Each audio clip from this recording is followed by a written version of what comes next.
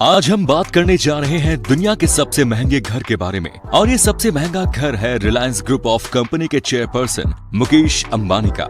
ये एक 27 मंजिला इमारत है जिसे दुनिया एंटीलिया के नाम से जानती है।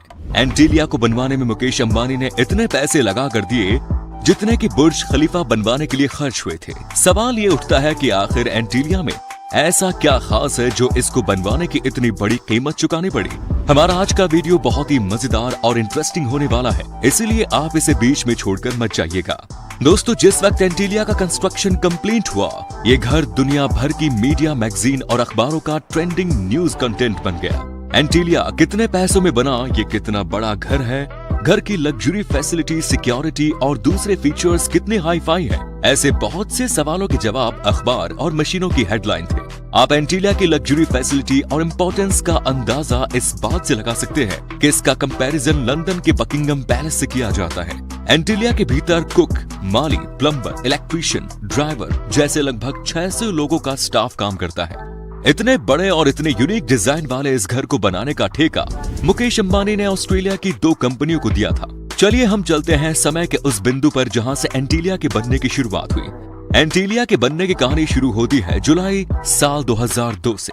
ये वो समय था जब रिलायंस इंडस्ट्रीज के मालिक धीरूभाई अंबानी हुआ करते थे। फिर उनकी डेथ हो गई थी। तब उनके कारोबार का सारा कार्यभार मुकेश अंबानी और अनिल अंबानी के ऊपर आ गया। मुकेश अंबानी ने अपनी कंपनियों के मुनाफे से जो पैसा जोड़ा, उसके जरिए साल 2003 में उन्होंने एक आलीशान घर बनाने का डिसीजन लिया। इस मकान का नाम उन्होंने एंटीलिया रखा और इसे बनाने में जितना पैसा खर्च किया, शायद ही दुनिया का कोई बिजनेसमैन अपना घर बनवाने के लिए इतना न करना पसंद करेगा। क्या आप जानते हैं कि मुकेश अंबानी ने एंटीलिया को बनवाने के लिए कितना पैसा खर्च किया? पूरे 15,000 करोड़ रुपए।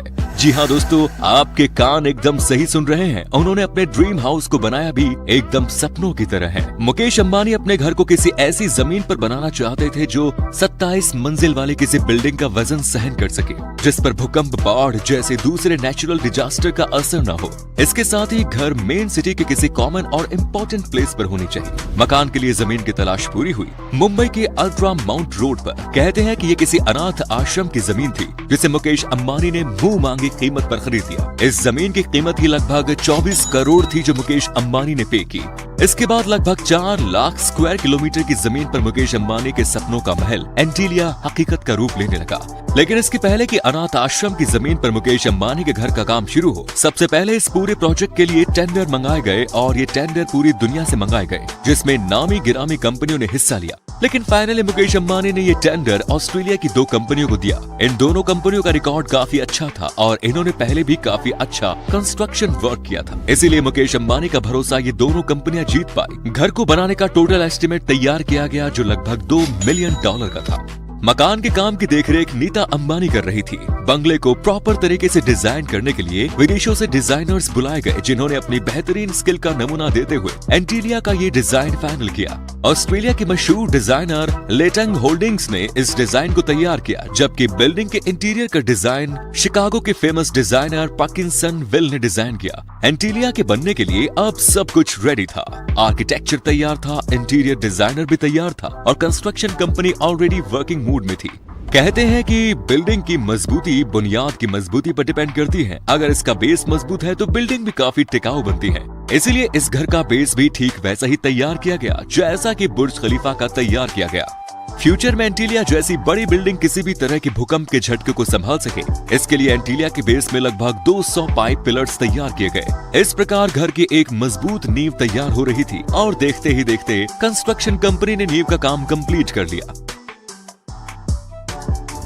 हालांकि मुकेश अंबानी ने इस कंपनी के लिए साल 2010 की डेडलाइन तय कर रखी थी, यानी कंपनी को 2010 तक मकान पूरी तरह से बनाकर वेल फर्निश्ड करके मुकेश अंबानी के हैंडओवर करना था। यानी मुकेश अंबानी ने इस घर को तैयार करने के लिए केवल 4 साल का समय ही कंस्ट्रक्शन कंपनी को दिया और उन्होंने ऐसा इसलिए किया क्योंकि मुकेश अंबानी के भाई अनिल अंबानी भी अपने लिए इससे भी बेहतरीन और बड़ा घर तैयार करने जा रहे थे। इन दोनों भाइयों में कंपटीशन शुरू हो गया था और इस कंपटीशन को मुकेश अंबानी हर हाल में जीतना चाहते थे। इस मामले में अनिल अंबानी भी काफी एम्बिशियस थे। अब वो अपने घर को बेहतरीन और वर्ल्ड में नंबर 1 बनाना चाहते थे। मुकेश अंबानी के घर का काम काफी तेजी से शुरू हुआ, लेकिन इस रास्ते में एक अड़चन आई।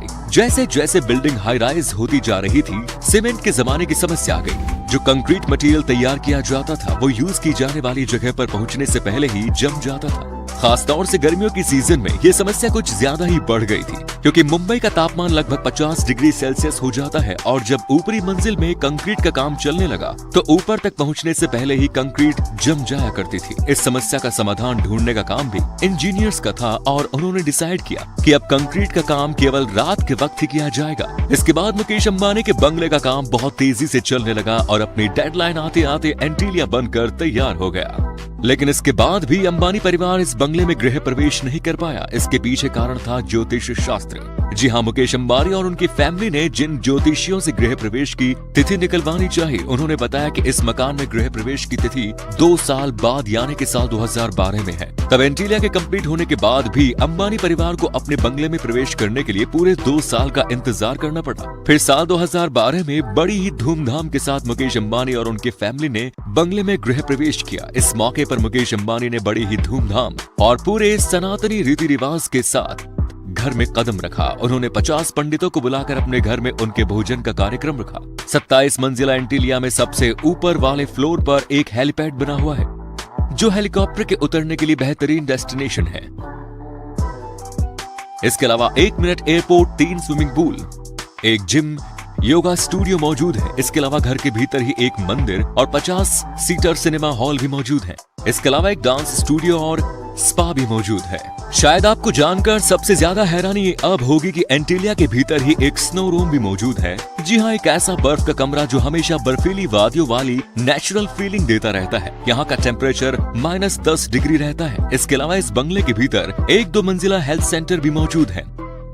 मुकेश अंबानी और उनकी फैमिली के पास करोड़ों अरबों रुपयों की गाड़ियां मौजूद हैं। उनके पास कुल 170 लग्जरी गाड़ियां हैं, जिन्हें रखने के लिए एंटीलिया बंगले में 7 मंजिला पार्किंग बनवाई गई है।